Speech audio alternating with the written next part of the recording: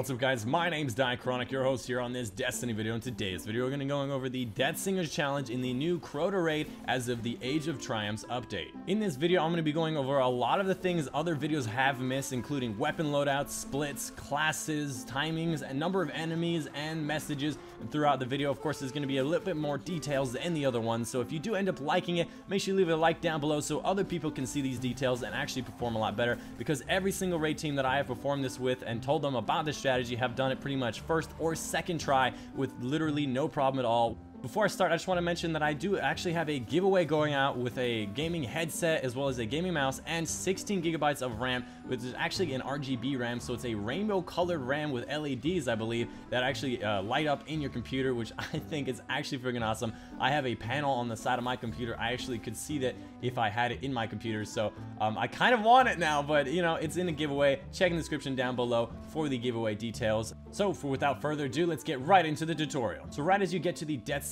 part, you're gonna actually have to do a couple of things to set up and prepare for this. So before you get started, you want to set up everybody with a specific loadout. What I recommend doing is a shotgun as well as an exotic sword. Now the reason this is the Gjallarhorn is actually a bit underpowered in the fact that it only has 5 shots in it, whereas a sword can swing a lot more times than the Gjallarhorn can, and actually makes it so you can kill a lot more knights a lot faster. Now the key to this challenge is speed as well as efficiency, so having this sword makes it so you can kill these knights faster and you can kill them a lot more often, and that makes it so much more effective. As far as classes go, you can pretty much have anybody with any classes. It's not really that helpful. Titan should go Sunbreaker, the Warlock should go Stormtrance or Sunsinger, and the Hunter, I would recommend just using the Gunslinger. Just try to get as much damaging classes as you can. You don't want to get fancy with it. Just try to get the classes that are very, very damaging. When you start up, what I like to do with my teams is split up the teams 3 and 3 just by walking over to a side of the room.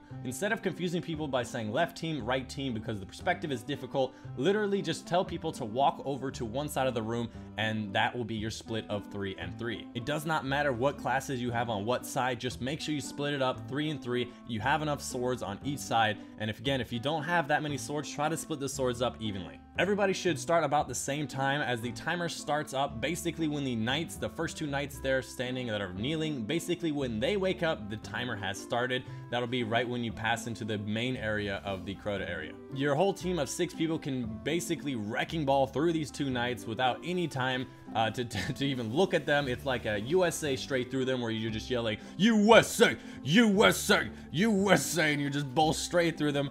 Well, at least that's what my team did anyways, and it was a lot of fun. But anyways, after you do that, the 2 teams of 3 are going to split off into 2 different directions, and both sides are pretty much symmetrical, so I'm going to be explaining what you do on one side, and you can do it on the other side. One person needs to jump up into the boomer tower and kill the boomer that's in there. The other 2 people are going to go to the main platform right outside the door and kill the 3 knights as well as the acolytes. Should complete both of these spots, the boomer tower and the main platform, pretty much the same time, and then move into the main area where you're going to find a witch. Make sure the witch actually, or the wizard, gets out of the main section where she's shielded. Otherwise it's going to be a lot harder to kill it and you're going to waste a lot of time, so let her come out. In the meantime, kill the thralls, because you do end up having to kill every single ad on the top in the main section for you to move on. So again, kill that wizard, and then you have to move on to the shrieker. Once you kill the wizard, kill the shrieker, and the first team to kill the shrieker must call it out to the other team, and they're going to be team 1.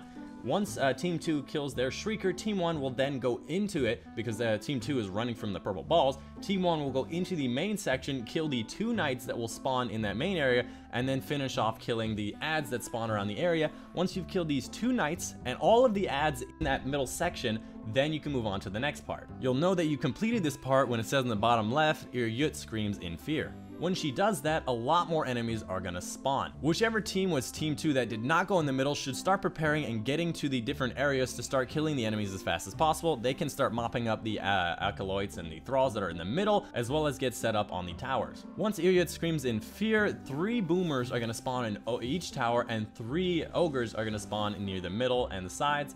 All you gotta do is send up 1 or 2 people for the boomers in the tower, kill those 3 knights in both of the towers, and then down at the bottom, the ogres, just start lighting them up with all of your supers if you can. Celestial Nighthawks, Gunslingers, the Sunbreakers, as much as you can, kill those, and then finally make sure you kill off every single other ad in the area for the Sword Bearer to spawn and he has a sword on. So this whole thing is done just so you can get this sword bearer out, so make sure you let him walk outside of the door. I've seen a lot of teams very antsy, just trying to swing their swords, and you knock him back into the door. So let him walk out of the door and hit him away from the door, so hit him from the side once he fully walks out. Once he drops his sword, everyone just hold X. Whoever gets the sword first will be the guy who kills the enemy. It is not difficult to kill Deathsinger, as she does die in exactly one hit, does not matter. So whoever grabs the sword first, just grab it, run up to the Deathsinger in her main chamber, and just slam once. Don't do anything fancy, don't try to get multiple hits, don't try to jump in the sky and melee her.